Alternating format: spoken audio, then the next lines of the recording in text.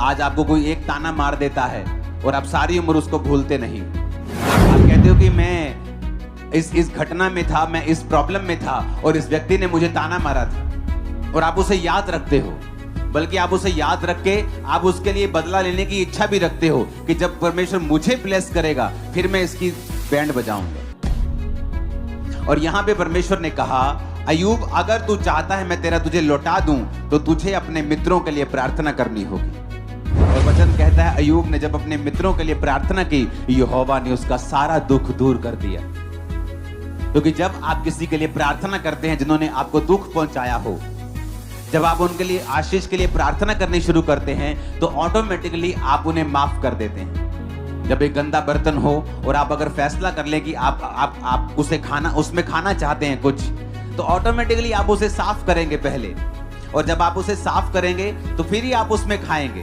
तो जब आप ऑटोमेटिकली ये फैसला कर लेते हैं अपने दूसरे लोगों के लिए प्रार्थना करने का, चाहे उन्होंने आपके लिए दुख दिया हो, चाहे वो परमेश्वर का दास हो, चाहे वो आपकी फैमिली हो, चाहे किसी कोई दुख देने वाला हो, चाहे वो आपके अगुवे हो, चाहे वो कोई भी जन हो, जब आप प्रार्थना करना शुरू करते हैं तो वचन कहता है कि परमेश्वर आपको आशीष देना शुरू करता है।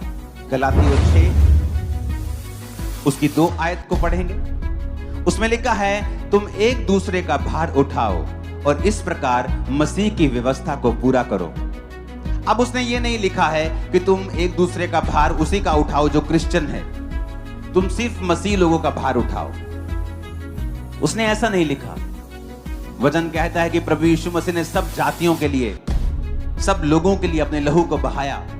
यीशु मसीह के पास सामरी आया, यीशु मसीह के पास लोग आए, सब लोग परमेश्वर ने चंगे किए, सब लोगों को आशीष दी। अब परमेश्वर कहता है एक दूसरे का क्या उठाओ? भार उठाओ, इस प्रकार मसीह की व्यवस्था को पूरा करो। लेकिन हम में से कितने लोग हैं जो एक दूसरे का भार उठाते हैं? आज जो कलीसिया है मोस्टली वो सेंटर्ड है, उसका जो प्रार्थना का सेंटर है वो खुद है। वो आज सीखने आई है कि मैं अपनी लाइफ में और बरकत कैसे पाऊं। आज वो इसलिए चर्च में बैठा है कि उसे वीजा नहीं मिल रहा और वो चाहता है उसके बंधन टूट जाएं, और उसे पता है कि जीसस उसके बंधन तोड़ सकते हैं, और इसलिए आज वो चर्च अटेंड कर रहा है कि उसके बंधन टूट जाएं। आज कोई दुष्ट आत्मा का ग्रसित है, वो चर्च में बैठा है कि उसे पता है कि यहाँ पर दुष्ट आत्माओं से बंधन से आजादी मिलती है, तो वो यहाँ बैठा है। इसलिए हम सब लोग सेल्फ सेंटर्ड हैं। हमारा जो मकसद है यहाँ आने का, प्रार्थना करने का, वो खुद हम ही हैं।